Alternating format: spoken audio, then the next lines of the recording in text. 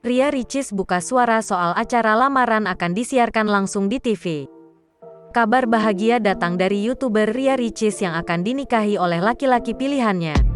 Pria yang akan mempersunting Ria Ricis diketahui bernama Teuku Ryan.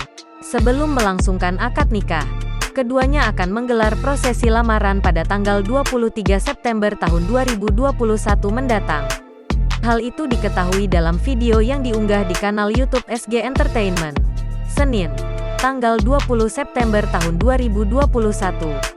Seperti Atta Halilintar dan Lesti Kejora, acara lamaran Ria Ricis kabarnya juga disiarkan secara langsung oleh sebuah stasiun televisi. Mengenai hal itu, Ricis sapaan akrabnya mengaku awalnya tidak berniat hari bahagianya disiarkan langsung di televisi.